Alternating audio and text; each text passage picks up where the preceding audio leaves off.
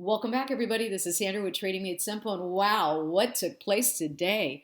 Talk about some volatility, but as option traders, we love that volatility. If you go over to your trade tab, a lot of people don't know this, but right over here where it says spread, you can see that there are all these different types of trades that you can put on. And I typically refer to these as like vehicles. These are vehicles. These are different strategies that you could utilize. And the benefit of having those different types of vehicles is because you want to be prepared for the terrain that you're going to be driving that vehicle on. Today was a great example of this because as we look at our charts, today we woke up, SPY was down $4, and we're like, wow, we're in a couple butterflies. We were also, by the way, in a straight call.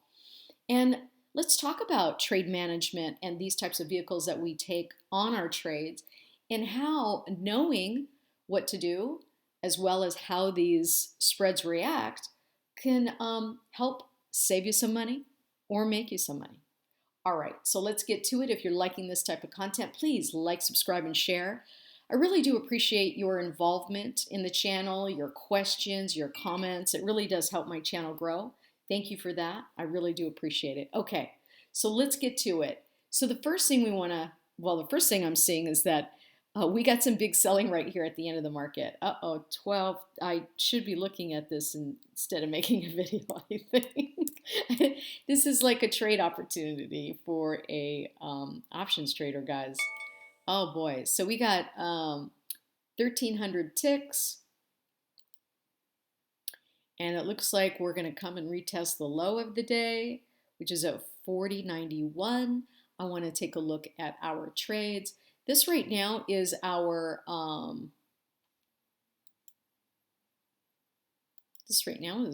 Google.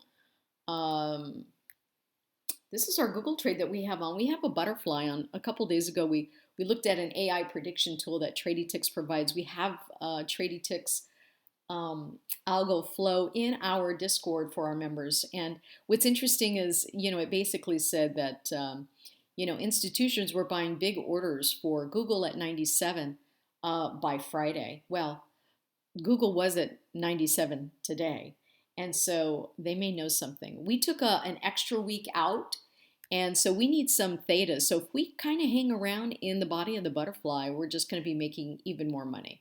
And so as you can see, we are up. I believe we are up in Google 36%. Not bad for the type of morning we had, right? If we were in a straight call or put, no doubt, probably would have fared better. However, this was a bullish play on Google because when we got into this trade a couple days ago, we were actually over here. And so we went from 93 to 96 in a couple days. And actually, I was thinking this was going to take a week and a half or two. So looking to see this basically just stay in the body. And as long as it does, it's fine. Our break evens, right? This kind of shows you that our break even today is right here at this line, which is all the way at 93. And every day that passes, it gets a little closer and closer to the butterfly. And so that's how you actually manage your trade. You put your trade on the this analyze tool from thinkorswim, and you just go to analyze and you go to risk profile. And that's how the graph comes up. So when you have a trade on it, automatically pops it up. Or if you're looking to get into a trade, you could right-click that trade that's in your position statement and say Analyze Trade. And it'll bring you here so you could visually look at your trade and see how that looks to you.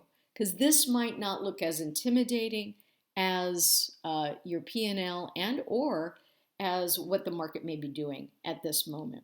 So as we look at this, we're like, okay, we know where our break even is at expiration. We know what our break even is at today, right? And so this is really important for us to recognize where our break even points are. And by the way, our break even over here and here. So it kind of shows you where you're at during the trade. Now we have an extra week for this.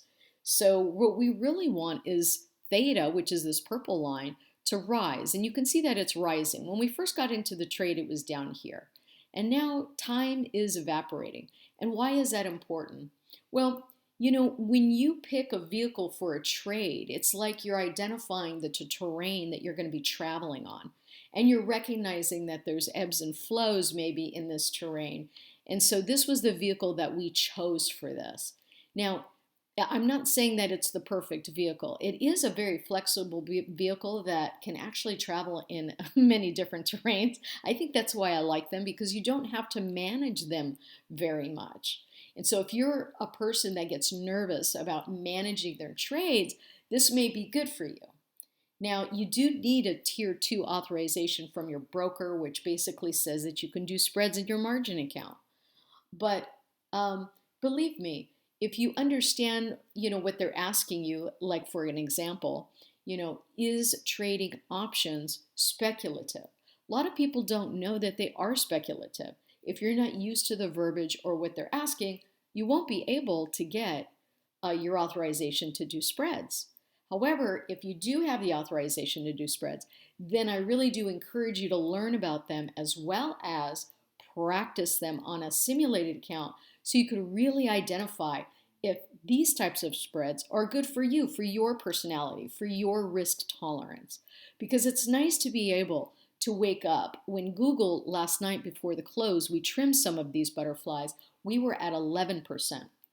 And right now, Google on this trade is at a 35% profit right now. So let's take a look now at Microsoft, because we had a Microsoft one too. And by the way, if you don't know about these trades, the day that we actually placed them, I made a video. And so I will link it to this video if you haven't already seen it, so that you can see how we put these trades on. And so this trade, now Google was actually a bullish butterfly because we were lower in the market. And the prediction tool was like, hey, Google's going up. Now on the flip side, we were actually high on Microsoft. Microsoft was burning rubber. And the prediction tool said that Microsoft was going to go down. And so we were up here with Microsoft. And so now you can see where we are with Microsoft. So wow, the prediction tool did a really good job with these trades. However, we're still in the trade. And we're managing the trade, right? Not doing much managing, because I believe at the end of day yesterday, when we did take some trimming off, we were at a 53% profit in Microsoft. And overnight, we are now 80% profit now as we speak doing this video. And yet, today was extremely volatile. And so this was a great type of trade to put on if you're working, if you go to school and you can't sit by your computer. You can identify easily on the analyze graph where your break even and where your break even is today, where your break even is on expiration day, where the price is right now in relation to your trade, which is the blue, and then theta, which these types of trade vehicles love theta because we are selling premium in this. And that's what makes it so easy to manage. So with that in mind, keeping the trades on. Now here's a trade that we did, and it was also in the prediction model. Actually, yeah, it was in the prediction model. And it was about, let's see here. We actually took, for 59 cents, we bought, at the end of the day, we actually bought a 375 call. So you can imagine. Now, granted, it was only $59. It was a lotto type. However, when waking up this morning and seeing that we opened here and then we hit a low, and then you could see that we based right here. And at that point, I sent out, text messages and Discord messages, hey, looking to recover some of our capital. So if you recognize that you wake up and you're in a very down position, just remember that the volatility is really high, the first 10, 15 minutes. So what you want to do is wait that out. And the reason is because if you wait that out, you could possibly get more of your capital out of the trade versus selling while it's going down. When you have that wave behind you and it's pushing you down, then you're losing more money on the way down. So sometimes it's better just to wait this out a little bit. And then as I was giving directions of, hey, I'm looking for a slight recovery, and if we have that, we could get into 360 calls. And the reason I said that is because our gap finder right here is identifying that our gap started here, and that was resistance, and I could see we were basing.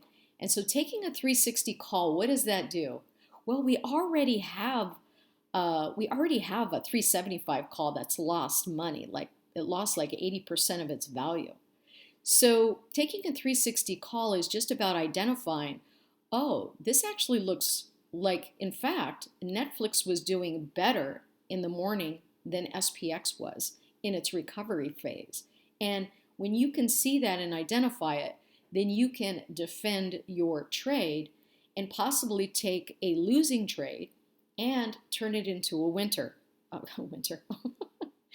A winner. So what we did is we ended up getting in a 360 call and writing basically this all the way up for the gap fill.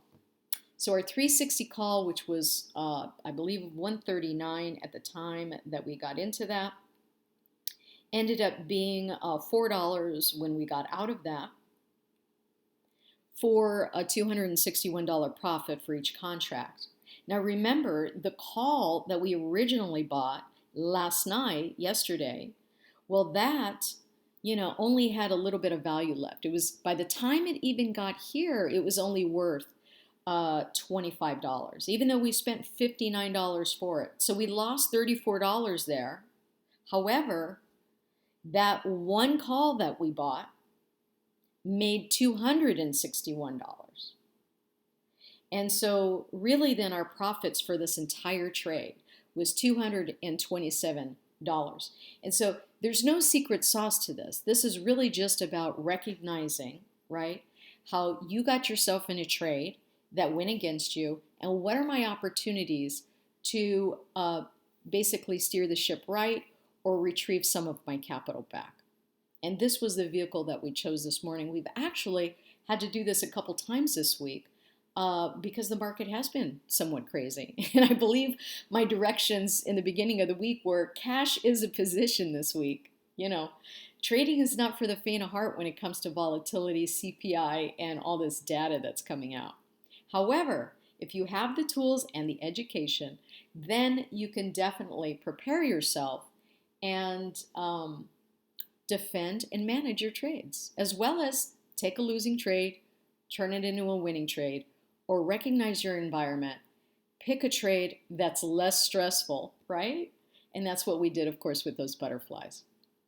So I certainly hope that this gives you an opportunity of just what happens on a crazy day when you wake up and you're in the middle of a whole bunch of trades. If you have not experienced that, good for you. However, you're going to need to experience these types of events so that you can grow your experience level and your trading experience so that you can maneuver them, right? Just like when you're driving, for your driving test, you're practicing every day so that whatever situation happens, you'll know how to steer yourself away from it so that you can recover successfully. And that's what we try to do at Trading Made Simple. If you're interested in learning about different vehicles to take or different types of strategies, you want different tools to help you with your trade ideas, come on over. Our contact is in the description below, and we'll see you in the next video.